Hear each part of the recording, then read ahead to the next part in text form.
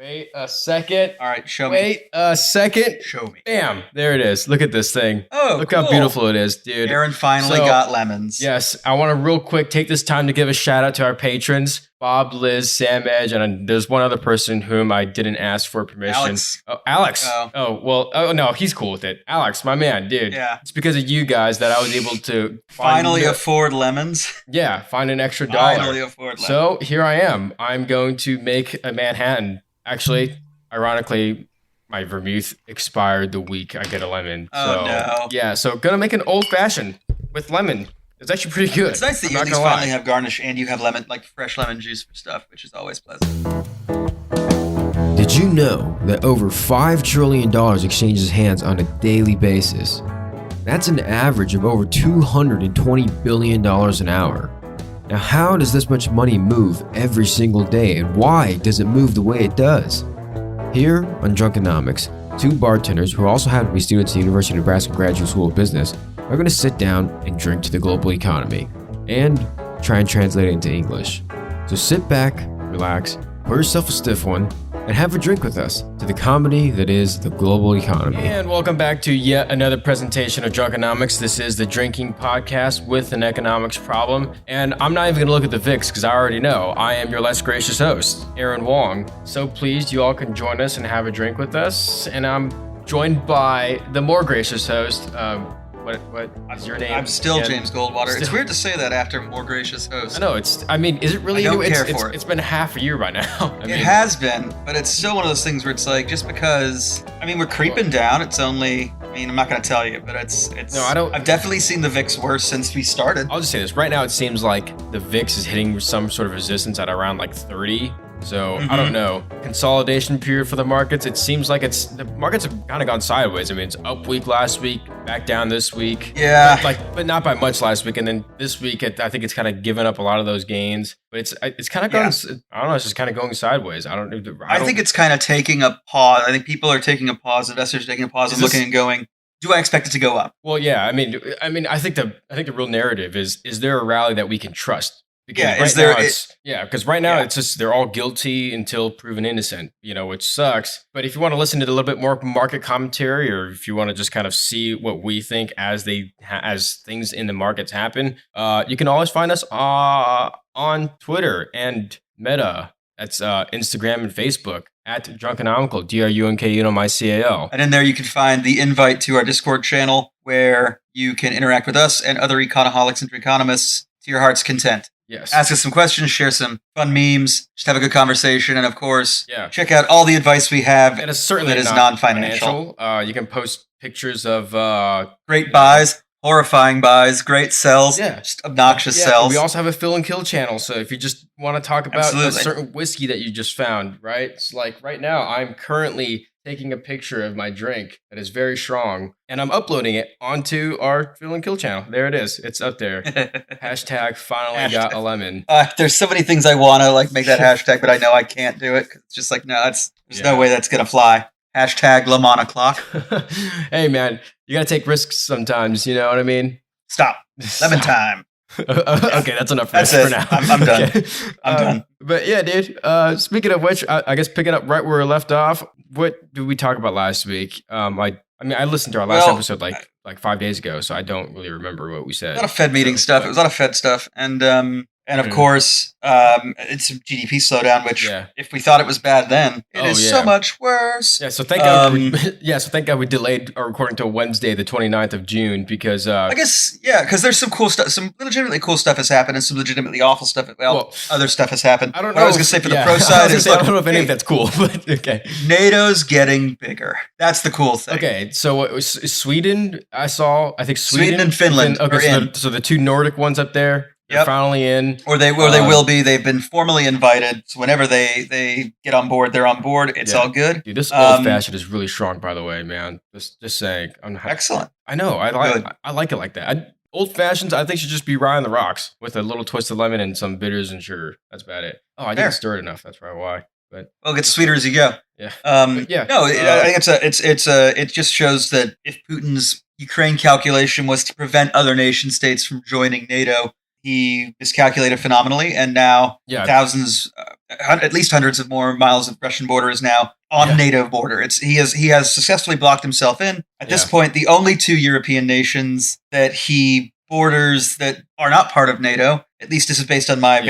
I'll admit, my geography is terrible. Strongest European geography, are Belarus and Ukraine, I think, at this point, because I think everything else he touches is in Asia. Oh, okay, gotcha. But what about like on the southern border, kind of like in? It's all Asia. That's in Asia. I know, but like Far East Europe, who do they touch out Eastern there? Europe, he touches the Baltic states, Sweden, Norway. Well, I know that, but that's up north, Finland. right? That's up north. Yep. So I'm just saying, like below them, the Baltic states. He has the Baltic states, which are essentially enclaves. Then he's got Poland and Belarus and Ukraine. Not NATO. Okay, so but on the other side of Ukraine, you run into more NATO. And Ukraine is demonstrably not Russian. Yeah. So what I'll say is this, and this is not financial advice, but fully expect that in compliance with NATO articles, you will see increased defense spending in both Sweden and Finland, as well as the rest of the NATO nations, in order to maintain their, I think it's 5% minimum spending on defense, or GDP spending on defense.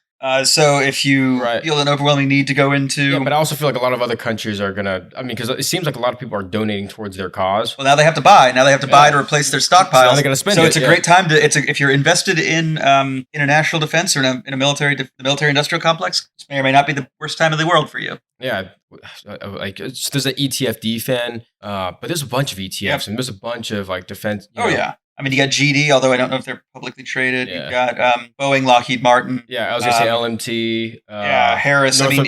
So many. So many companies have a finger in the pie of national defense at some point. Raytheon. Right. Yeah. I was going to say Raytheon too. So it's kind of like, I don't know. Right now, it's kind of like that scene in. You ever seen The Other Guys? I think it's a little more like War Dogs right now, where it's just like. We could just reset, keep refreshing this site. We get a license for money. That's all I'm thinking right now. No, I'm just saying, like from like Vladimir Putin's perspective, like you ever seen the movie The Other Guys when Mark Wahlberg is like, I think you're a fake cop, and then Mark Wahlberg's like, if I was a lion and you were a tuna, I would go out of my way to eat you, right? I'm saying that to Will Ferrell, and then Will Ferrell's like, he comes back with this elaborative response or something like that that's just like outsmarts Mark Wahlberg's IQ, and then he's like, "Did that go the way you thought it was going to?" Nope. So I feel like the rest of the world is saying that to Vladimir Putin. It's like, did that go the way you thought it was going to? Or no. If we're going to use the analogy from The Other Guys, what Putin is doing is aiming for the bush. Yeah, aim for the bushes. Nobody knows why they jumped off that day. Yeah, there are no bushes. Yeah. I mean, it's yeah. I mean. Godspeed. Also, fun fact about Russia, they just defaulted on what? On their sovereign debt? First time in a century? Yeah, it's like the first time in a while. So my thing is, so what happened? I think it was like 27 or 30 billion or something like that, like in debt around the world. So what happens to the people that Russia defaults on? Like, I mean, it's just kind of too bad.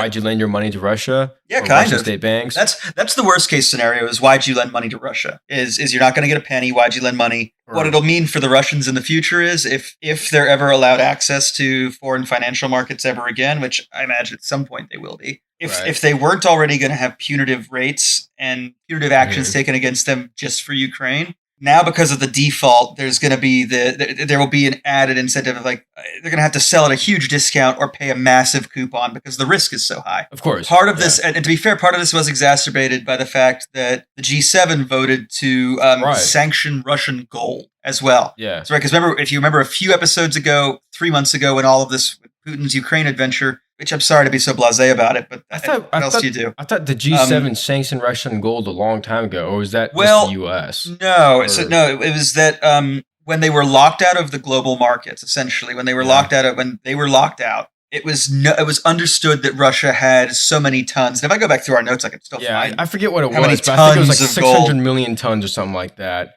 I forget what it was. It was a huge amount of gold, and now that the G7 have essentially banned Russian gold. That's not usable anymore. So historically, the Russians would have been able to say, well, if we can get the gold to you, will you accept gold as payment? And there would have been players who would have said absolutely. Yeah.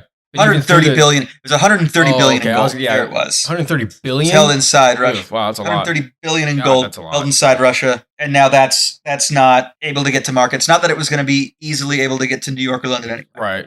But it's a further containment of Russian economic action. Well, the thing is, like, so the G7, I mean, it doesn't include every single country in the world, right? I mean, it includes most of like the major economic powers of the world. So it's going to make it tougher for Russia to transfer gold to like London, let's say, and then, transfer it to the US in case they defaulted on something and the gold was collateral.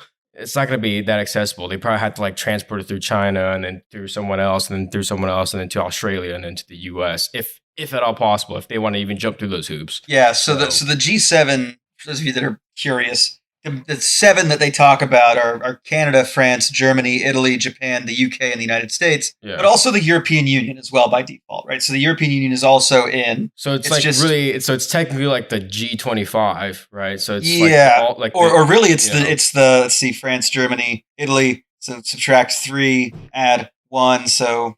It's really the G5 right now. Yeah, but plus the EU, so it's like. I was subtracting France, Italy, and Germany, and then adding the EU as a single block. Oh, gotcha. But obviously, the way I was doing it, the reason why I called it the G25 was because it was like, okay, the 19 countries minus GB. Mm-hmm. Yeah, so I don't know, is that 25 countries? I might be wrong. I might be a little bit off, but whatever. Yeah, it used to be the group. 22 countries, whatever. It was the group of 8. Obviously, the Russians were kicked out after invading Ukraine the last time, and. That's going, like I said, these little forays into Ukraine have been really expensive for Russia. I guess the easiest way to put that. Yeah, I mean, it's just weird though, because like, so the debt that Russia has, that other countries lent to Russia, I'm trying to think of how they're going to be made whole. So either one, probably they bought some swaps, or they bought some sort of derivative or some insurance. Well, the question is who would insure it. It comes to a point. You'd have to come to a point. Dude, I mean, who wouldn't insure it? Because it's free premiums for a while. I mean, granted, I don't know. Like it's probably. Or if I wrote into my contract, if I was someone that was going to create a swap on that, I'd have in the contract, if it's sanctions or something else that's cutting them out of the financial markets, I won't pay out. We're not paying out in the event of sanction. I know, but the thing is, I feel like a lot of people kind of knew that this was going to happen. So they were thinking like, obviously the timing probably could. I think the big risk was timing, right? They didn't know. Right. I guess the way to put it is, if someone got the insurance if someone insured their Russian debt 10 years ago, they're probably fine. 2012. Right. I'm really willing to bet that after 2014, when they seized Crimea, I'm willing to bet there were a lot of insurance companies that looked at that and said there's too much risk. And if you tried to buy insurance in the last 100 days, what if the premium was like 5% of the actual outstanding loan, like every month, right? Or whatever it is. I don't know. I don't know how swaps are priced. I mean, that's just made a number. No, right? and neither do I. But I'm saying if I'm risk averse, and if I was the underwriter of an insurance policy, I would look at Russian action and bellicosity, and I would say essentially, I'm not. Yeah, fancy word. I'm not even sure it is a word. I don't know if it is either. But I'm just saying, like, dude. So what if you're like a startup insurance company and you're just like, I'm trying to make a name for myself, and Goldman Sachs here wants to buy an insurance policy for me because I'm the only one that's willing to take on this kind of risk. Well, it was nice knowing you because you're not going to last. You're about to have to pay out. But who knows? What if they took that cash? What if they took those premiums and they invested it into some crazy asset? Like that also returned that. What if they invested into real estate and got out the peak? Right. So who knows? Maybe. So there's a way out. Saying. I don't think it's likely. Right. And then on top of that, so all the assets that Russia held that were in America, I mean, what happened to those, right? Like the Russian-owned American assets in America, what happens to those? So that's where we run into some very interesting points, which is to say, with them in default, it depends on what kind of Russian assets. So if it's a Russian individual's assets who's been sanctioned, they're probably frozen. So they'll be frozen in an account until the U.S. as a nation makes a determination on whether or not to seize those assets. Mm-hmm. Well, that's majorly inconvenient. Yeah. So 1 second. I'm looking at some Taiwanese holders of Russian euro bonds. So Russian bonds denominated in euros have not received their interest payment from May. Well, but that's part of the default, right? Because like it's because they've had they have a 30-day you have that 30-day grace period, and they have now breached that grace period. Yeah. Okay. So that's kind of how it's shaken out. So I mean, it's one of those things where it's like, it sucks if you have any sort of Russian exposure, Russian debt exposure, Russian asset exposure. It's just like, well, we'll just see how this plays out. The war is going to end at some point, for better or for worse. Hopefully for the better, but the war is going to end at some point, and hopefully at the end of the war, these Russian assets get unfrozen so that people will have access to their own properties again. Because the Russians claim that they've made the payments to their clearinghouses in rubles, but those cannot be received because of sanctions. They cannot be received by the investors. Now, granted, that doesn't. If you're the investor. At this point, the point is the investors are going to litigate. They're going to sue someone. Right. And the question will become, is this a real default or is this failure to receive payment? There's now, lawyers are going to find out which way it goes. Whichever way the judgment goes in court, it's still going to take a long time, if ever, before the investor gets paid. Right. So now's probably a time where you'll see people holding these bonds that are in default, maybe selling at if they want out of the position, they may be selling at an extreme discount to try and recoup some loss. Define extreme. I mean, there's no way to define how extreme this discount. Oh yeah, exactly. Well, the next one is what's the person who what's your incentive on buying bullish Russian script? Yeah. What's he willing to pay? Because that might be what it comes down to. First of all, if you're bullish Russian script and you're in America, I got a lot of questions for you. For everybody that's drinking with me, I'm not going to waste your time because, I don't know if the answer is they're not smoking anything, but they are drinking vodka. So that's all I'll say. So their cash flows are going there and hopefully returning back, but in this case, they're not, right? They're whatever. I mean, I'll stop right there. But the crazy thing too is so the ruble has actually maintained its value somehow. Yeah, it's strengthened. Yeah, it's strengthened quite a bit from where it was. Yeah, but they're smacking down interest rates over there. And speaking of which, on the other side, talking about currencies that have weakened, the euro, right, which is used primarily in Germany. Well, yeah, because the Germans are really busy selling. What was that? I remember a joke a long time ago, and it was essentially, why is Greece's economy doing so poorly? And the response is, well, they borrowed money from the Germans to buy BMWs. Yeah. Which is, this is perhaps a really bad transition to what's happening in Germany, so they came out with their inflation report this morning. And Not good. Well, it's way better than I thought, dude. 7.6%. So it's only at 7.6%. I don't know what it came in at last month, but I think does the ECB really need that big of a plan right now? Because it seems like inflation in Europe is somehow peaking, which I don't really want to use that word. Okay, so you're right. Inflation. The Germans are doing much better than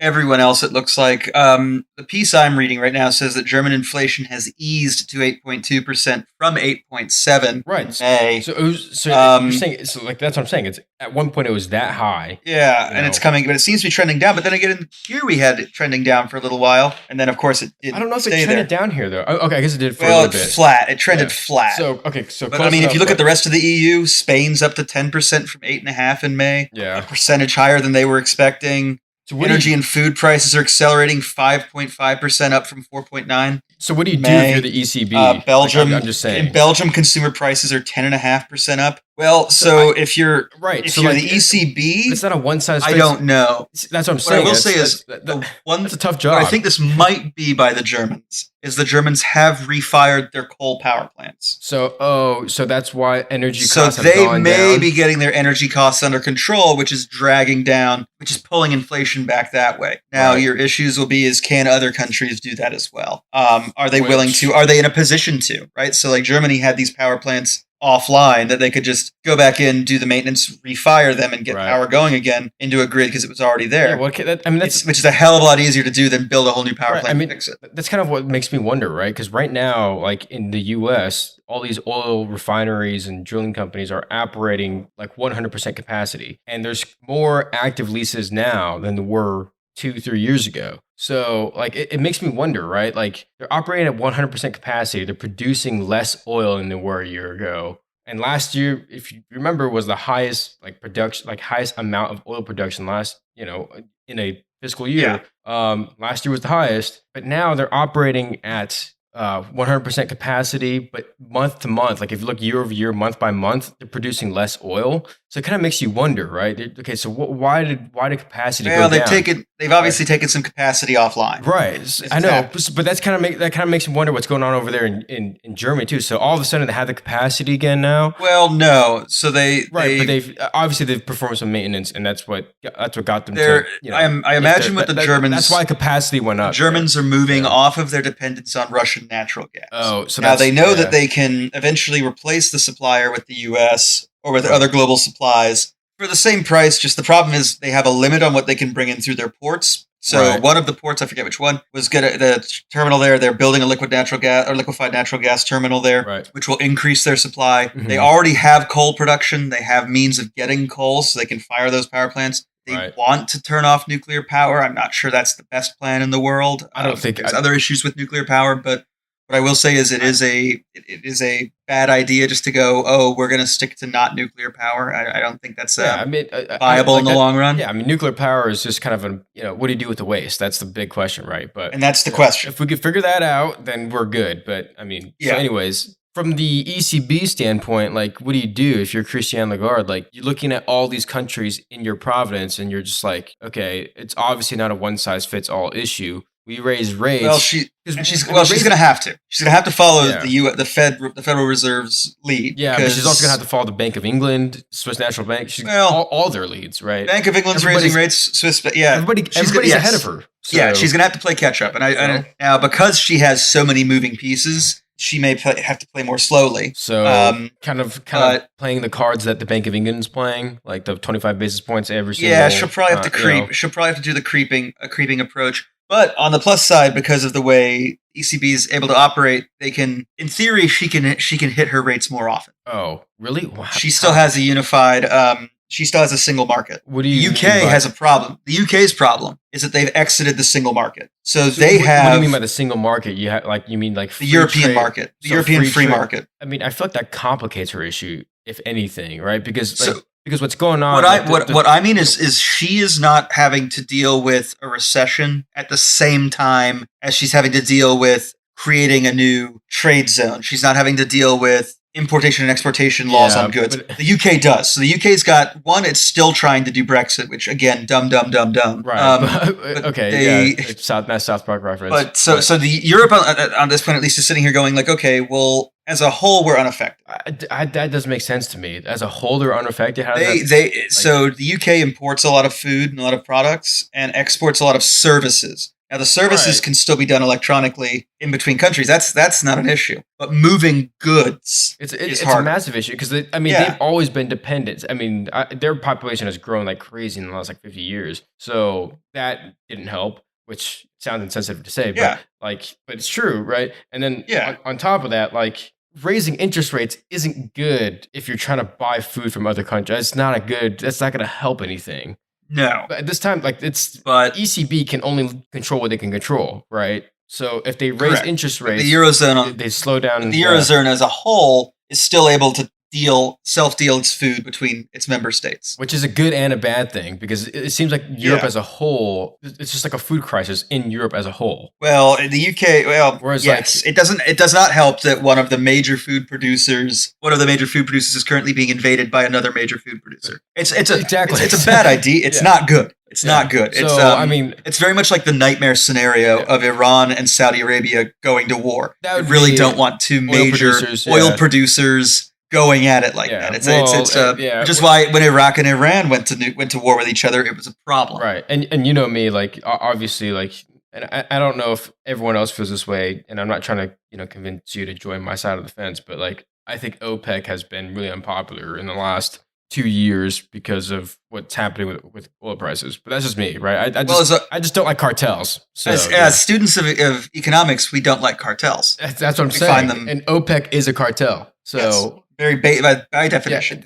literally by definition, they're a cartel. A cartel, guys, is a grouping of businesses or people in economically providing the same good or providing the same services, working together to set a determined price and quantity of a good on a market. Right, so they're not allowing for a free market; they are interfering with the free market to affect supply specifically. Usually to try and drive up demand. Yeah, but they can only affect it from the supply side because that's their job, right? That's technically why as the producers, they can work together to set a price. They can raise the price by reducing the supply of oil, or they can decrease the price by increasing the supply of oil. But that's why you hear about these OPEC meetings every month or two. Yeah, where they say we're going to increase it by this much, but then they allocate it to certain countries, and then usually they try to, out of the goodness of their hearts, or I don't really say goodness of their hearts. out of the goodness of their seeing that there's it's really just good PR, right? So they say, okay, this developing country needs to be able to sell their oil, so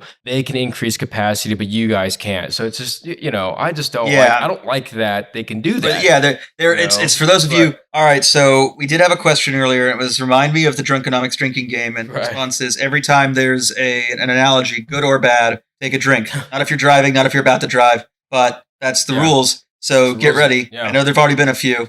It's like the big stack bully at poker. Yeah, that's all it is. That's exactly what it is.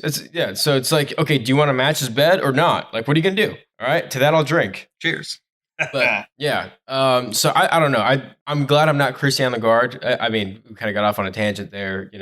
That just kind of goes to show how everything is related because we go talk about Christian Lagarde to one thing to another thing. But I guess Europe's situation, it doesn't help that OPEC is being OPEC, right? Yeah. And they suck. It doesn't help that Russia is being Russia and they suck. And it doesn't help that there's droughts literally everywhere around the world. Yeah, especially here. Especially here, or floods. It seems like if it's not one thing, it's another, right? It's drought or flood, right? So yeah, no, the Southwest and California are in pretty bad trouble. Utah, Colorado too. That whole group on the Colorado River is in bad shape. Mother Nature's playing weird games. It's just it's like, okay, we didn't get any moisture in the winter, so there's no snow. There's no snow. So there's no snow melt. Yeah, so there's none of that, and then all of a sudden, Mother Nature's like, okay, we got to make up for that. Now here's all this rain. So now these plains are flooded. There's floods in the Midwest now. They're all over the place now. I mean, I saw that on I think Wall Street Economics. Well, the interesting thing, looking at like the Southwest's water issues. I mean, the watershed there. I think it was looking at all the water that feeds into Lake Mead. Where's Lake Mead? It's Hoover Dam. Oh. So I swore I knew that, but I didn't know it at the time you said Lake Mead. So whatever. I'll just take it. It's the one that's really, really down right now. Right. There's a bridge there that's named after one of my favorite football players in the world. But I was reading on the drought, and they talk about how if you look at the water right allocation, we'll ignore some of the more glaring things about it. But the biggest problem is this: the water right allocation allows for the allocation of 15 million. I think it's like water acres. I think it's a weird 15 million water acres. It's a weird measurement. How do you measure water in acres? Because it's a volume thing, right? So there's an X, Y, and Z. It's acre feet. Oh, so like an acre and then a foot deep. So that's the volume. Like 1 acre is the square plot, and the volume. I don't exactly know how an acre foot works, but I know that they were talking about how the capacity of the Colorado River is essentially 12 to 13 million acre feet a year, but they allocated in the treaty 15 million acre feet. Oh, okay. Yeah. So get a problem. What? 25% more? 20%, right? Yeah. So 25%. Three divided by 12. It is 20% higher than the actual amount of water. It is 25% more than the amount of water there. Right. Because that's how statistics work. Yeah. Okay. So yes, you're right. Yeah. We were looking at it from different ways. Yeah. Okay. So Okay. Yeah. I just approach it differently. But yeah, I mean, it's a lot of issues going on. None of it's helping Europe. None of it's helping here in the U.S. But for some reason, I mean, if you saw last week in the markets here in the U.S., commodity prices started to slow down a little bit. Oil went down. Ag futures, everything, all that went down. Metals went down. Ironically, at the same time, tech stocks went up. So I don't know. I don't want to call it a comeback. I just want to call it a temporary rotation. I think you saw people who may have seen commodity prices kind of hit a ceiling, and they stepped back. Personally, I don't think they hit a ceiling, but this is not financial advice. I think they think that they hit a resistance point then. There we go. It's not a ceiling, but a resistance point. They're waiting for a breakthrough. Or the ceiling at which they were happy to sell, and so then they dumped out to something else. Yeah, but once it breaks through that resistance point, they'll be more than happy to dump back into it. Yeah, I mean, a point in which they're happy to sell is essentially resistance, right? So, Yeah. So they found a resistance point, and they have rotated. Yeah, they have rotated. If they rotated, it seems like, if you had to guess, I don't know for sure, but if you had to guess, it seems like they rotated into stocks, tech.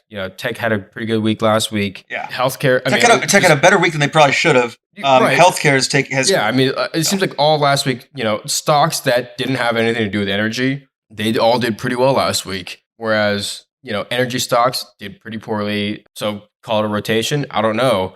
I still think that the total, like the NASDAQ rally, the Dow rally, I still think, I don't believe in it. I still don't believe in it. That's just me personally, though. And to me, I really think it's just the market's bracing for a lot of the events that are going to happen next month, right? I mean, July is going to be a massive month. After the long weekend, we're going to have CPI, PPI, inflation numbers are going to come out pretty soon after that. And then GDP numbers come out at the end of the month. But between inflation and GDP numbers coming out, we have a Fed meeting. We have a Fed meeting and we have an earnings cycle. So, and I can't imagine, based on what I'm seeing out of. I mean, obviously, we saw U.S. GDP revised down to negative 1.6% versus negative 1.5. So, talk about really bad news. I mean, personal consumption at 1.8% versus 3.1% for Q1. Right. I don't think Q2 will be different. I think Q2 will actually be drawn down just because of inflationary pressures, and that's where you start to see, like, okay, so we're going to have bad news. I think it's going to be bad news bears through the July reports. Well, and the thing is, even with bad news, I think the Fed still needs to raise rates. Well, because I feel like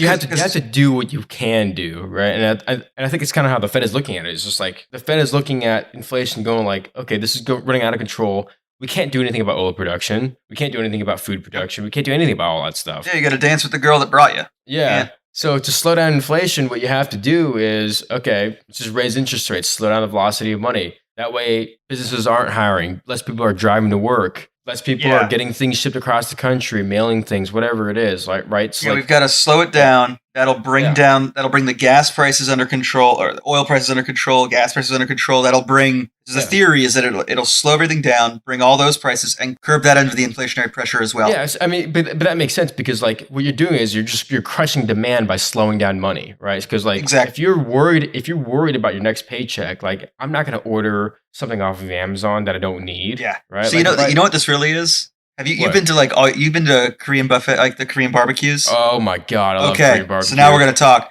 It's like Korean barbecue, especially an all-you-can-eat Korean barbecue or an all-you-can-eat wings night. What do? They slow down how often they come around, take your order to bring you more meat. Mm-hmm. Slow down. You always notice that. But do you know why? All-you-can-eat wings place, they bring you out a dozen wings first and then 6 wings at a time, and they don't come by that often because they want you to get full. Do you know why? Because it takes your stomach 20 minutes to actually catch up. Like you don't feel full until 20 minutes after. Right. So exactly. They're trying to not give you as much stuff by slowing down how often they come around. So think of you're going to the wrong KBB. I know, but you gotta go to the ones that's like you can order like, dude, because every time I order all it. Oh yeah. Oh, but no, I see what you're saying now though, because they say if you don't finish, then you have to pay for it. That's what they do now. Because that's what KBBQ places do. Like if you don't finish, if you have any leftovers, you can't take it with you. And if you have cooked meat that you didn't finish, you got to pay for it. Exactly. Which doesn't make any sense. It doesn't make any sense. That's why it's to slow you down, right? They're trying to slow you down. And then the server doesn't come around as often because they're trying to slow you down. It's like the bartender who deliberately ignores you for a few minutes because they're trying to slow you down, right? Makes so much sense now. Yeah. They can't slow down your demand, but they can slow down your ability to demand it. Yeah, exactly. So if you can't take on that additional loan that you need to buy a car, whether it's used or unused, or because interest rates are so high, then sorry. They have curbed demand in that way. Yeah, but so that's what they're doing. Yeah, but it's also a ripple effect because the car dealership now doesn't make as much money. The car salesman, they don't have as much money. They can't spend as much money. So when they go to Costco, they can't buy that new grill that they wanted to buy. Yeah. So it's just a cycle. The knock-on effects, the ripples. So as it ripples out, what you eventually see is other pressured costs start to lower, and then you can say, okay, either we're happy where we are, this is an acceptable velocity of money, this is an acceptable economic cycle, or we can cut rates to try and speed it up a little bit, right? Because it's kind of like now I'm just trying to make people drink. This is back to episode 1. Well, it's when you're trying to gain muscle, right? I don't know what you're talking about. I know you don't. But when you're and this is the thing, I don't know either. But when you're trying to gain muscle, and say you're like, I want to be 190 or whatever it is. What I've always been told is that you gain weight past 190, you go higher than that, and then you trim down to the weight you want to be at. Yeah. It's easier. And it's easier to overshoot and then come back. And that's I think what the Fed's going to have to do with interest rates is they're going to have to overshoot and then ease back. Right, but I also think they're going to have to be patient. I think they're going to have to be patient once they've overshot, because I think it's going to be so hard for them. Sorry to cut you off, but I think it's just going to be so hard for them to overshoot because you're overshooting 8.6 or whatever percent inflation. That's really hard. It's going to take them a while because they clearly aren't willing to. I mean, look, and I get it. Like there's reasons They're not necessarily good ones, but yeah, there's reasons you can't just overnight jump. Right. Well, the second part that I was going to say too is interest rates they've been under 3% for such a long time, which historically, like until they were under 3%, people were like, wow, it's under 3%, right? And then it just kind of stayed at under 3% for too long. Decade and almost a decade and a quarter of a decade. Because every time they even so much as talked about raising rates. No, let's let it stabilize here. Let's see what markets happens. Crashed, and it was just and all that should tell you is that these markets are running on crack cocaine. Well, like is low interest rates is the methamphetamine of markets. Well, it's that the markets are running crack cocaine, and two, the Fed is running on, trying to keep its job by pleasing markets, which they're not going to ever admit. Right now, that's what they're doing. I wish, to be fair, if any single Fed president or Fed governor or any member of the Fed admitted, yeah, we're actually just trying to please the markets with this, I'd say, you know what, I really appreciate your honesty, but that one's off the reservation. He needs to be recalled. Well, but that one's no longer doing his actual job. But at the same time, it's not even just that. It's not even like we're just trying to please the markets. We're just trying to not spook the markets. Even that is enough to just be like, okay, you're off the reservation. Yeah, I agree. Like, no, whenever you start worrying about markets and stop worrying about the inflationary pressure and unemployment, whenever you stop worrying about those two jobs and you start worrying about something that isn't your job, my response is you're off the reservation. You're outside your bailiwick, outside your scope of practice. Discontinue. There's a reason I don't go to the dentist for a colonoscopy. There's a reason I don't go to I don't go to the gas station for sushi. I don't go to I don't go into NFL locker room looking for golf lessons, right? It's just but it's just I don't know. Like the Fed to me, it seems like every week we're talking about the Fed, but it's like, what else is there to talk about right now? Well, there's the thing we've been trying to avoid, right? Which we'll get to that, but I mean, the New York Fed pres right now, he just said this is I can't even believe I'm reading this headline. I just don't. This is one of the things I wanted to avoid for the last 40 minutes, but the New York Fed pres, he opened his mouth, right? He broke Drunkenomics rule number 1, and he talked. And he said the economy is likely to avoid a recession even with higher interest rates. He broke rule number 1 for Fed chairs. Not rule number 1 of Drunkenomics. I mean, rule number 1 of Drunkenomics is obviously listen to Drunkenomics. Yeah. Rule number 2 is be Drunkenomical, which means that do number 1. Yeah, do number 1 first and drink while you're doing it, unless you're driving. But to me, it contradicts what Jerome Powell says. I mean, it doesn't really contradict it in the sense that Jerome Powell is saying that the economy can handle higher interest rates. It's kind of contradicting in the fact that it's saying like, okay, not only can they handle it, but it's a step further. We can still avoid a recession, which I'm like, I don't know. This is very much a contractionary policy. It very much feels like we haven't avoided recession, and I mean, billionaires are coming out on CNBC, hedge fund owners, bankers, economists. They're all coming out on CNBC saying we're in the midst of a recession right now. What would be interesting is if we have, and to be fair, I know that there will be some recessionary pressures in the economy no matter what happens. Yeah. If we just see a market recession, but the economy as a whole keeps chugging along, who cares? It's possible, right? It's possible because the economy has been so dissociated from the markets markets and economy have been so dissociated from each other for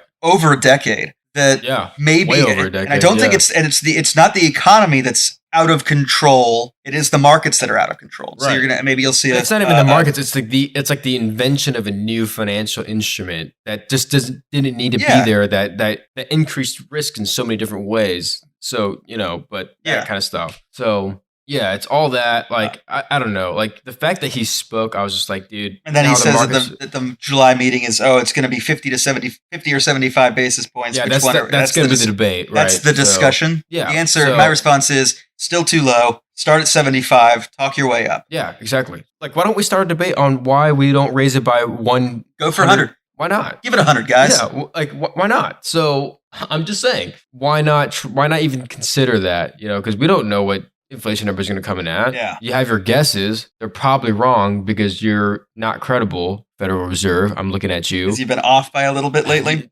And for not a very long time. Just kidding. You've been off by a lot and for a very long time. So, yeah, not good. But yeah, I guess should we now start talking about, since we open that Pandora's box, we want to open the next one, which is, we don't like to get political. Yeah, you know me, I hate politics. And I hate that I enjoy politics. Okay, maybe that's not true. Yeah, I mean, no, maybe I hate. That's probably true for me too, because I pay attention to politics a lot, but I just don't like talking about it. it's just one of those things where nowadays it's not only you can't please everybody, but you please the hell out of a lot of people and you displease the hell out of a lot of people, which I don't think is fair for this political environment. I don't think it should be this way, but it seems like that's just kind of the direction we're heading in. So with that said, I think we'll kind of get political. We try and keep this to under 10 minutes because even less than that really. But the thing is, we're just going to talk about the economic implications of this. This is a very big political ruling that took place last week. If you opened anything on the internet, like whether it's Facebook, Instagram, globally, I'm willing to say it's global, that they looked and the Supreme Court's ruling overturned Roe versus Wade, as well as Planned Parenthood v. Casey, restricting or rather removing federal protections for abortion. Women's right to choose in the United States. That has occurred. And there's going to be there will be significant economic impact. Let's just go there. Well, so we'll start by saying this. Like, we're not going to say whether or not it was a good or bad ruling. Like, that's up to you to decide. That's your decision. That's up to you. That's your decision. Mm-hmm. Yeah, but there are economic implications. Let's be honest. Huge ones. Yeah. Some of the big ones I personally don't think they're as big, but I think there are. They're there. I do. I think you've got two of the big ones to me are.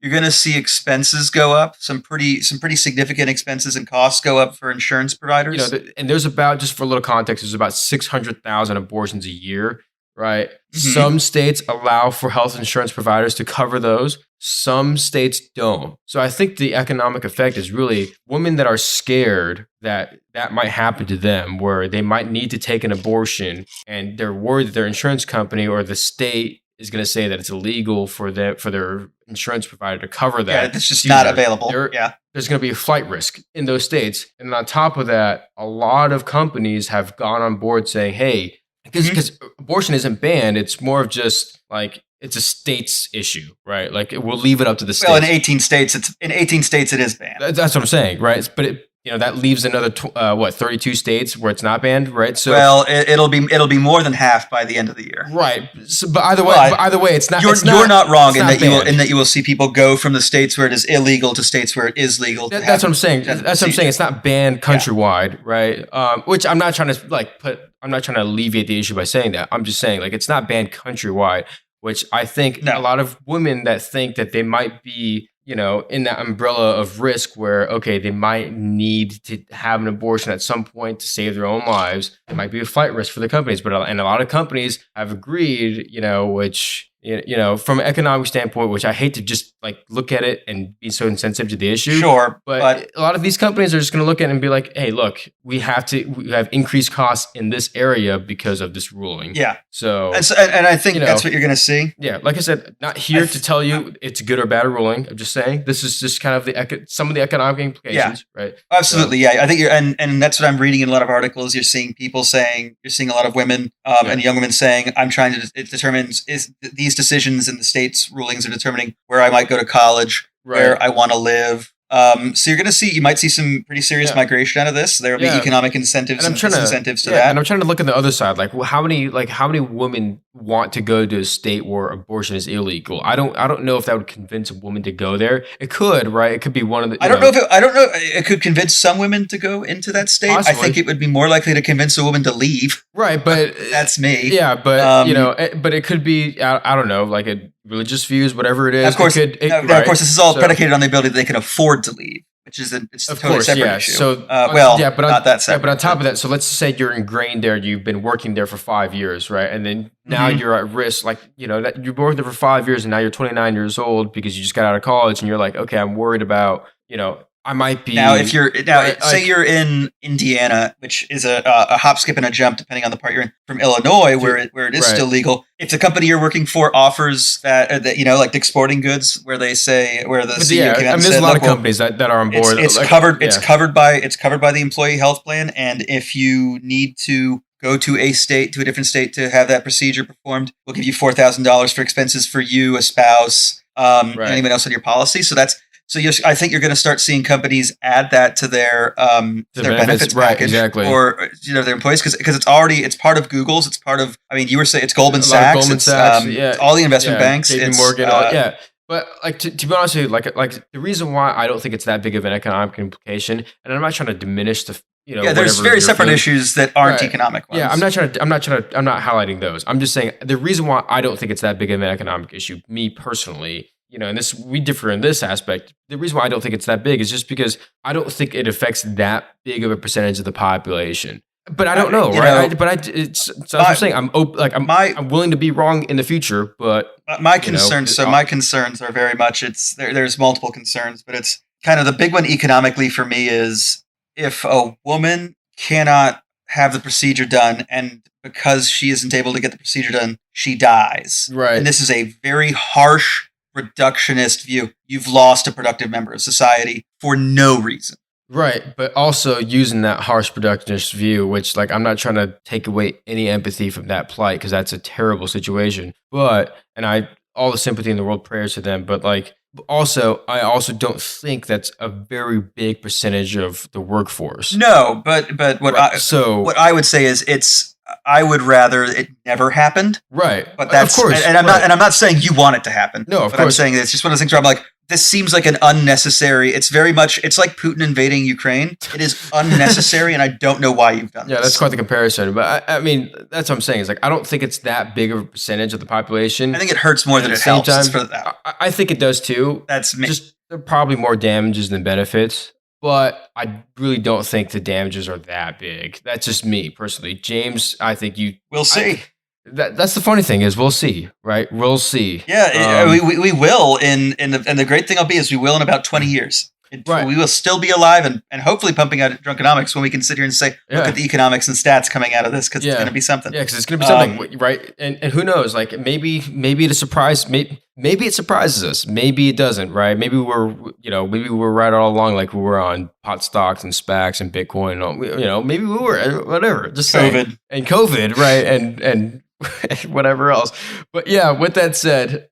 Gosh, I hate to end on such a sore note. So I think to lift our spirits, I'm going to start talking about something that's really cool and can make you really cool. You don't know what that is? It's a Drunkenomics merch because while I agree it's a horrifying time to do this, it does look pretty cool. Well, I mean, either way, I just want to say I appreciate you all drinking along with us. We do have a merch. Yeah, I appreciate you guys all drinking along with us. We do have a merch. We do have Patreon. If you want to message us on Instagram and Twitter and Facebook. And check us out there. And just Sorry for bumming you out. We realized it's a really downer at the end. I know, but that's what happens whenever we talk about politics. But with that said, I mean, we had to get it out of the way. With that said, I did feel and kill, so that's the positive news, right? Did you feel and kill? You definitely feel and kill. I did. I had to just because this is a rough one. Yeah, I know. But with that said, I hope you guys continue to play chestnut checkers. Hope you guys continue to feel and kill. And hopefully next week we can just look forward to some more bear markets and look forward to that. Yeah. Just like the only bad news is bear markets, right? So yeah, I mean, whatever. Thanks for drinking along. Yeah, and I've enjoyed them. No matter what, rest of the week, stay drunkenomical, right? Absolutely. Cheers, my friend. Cheers.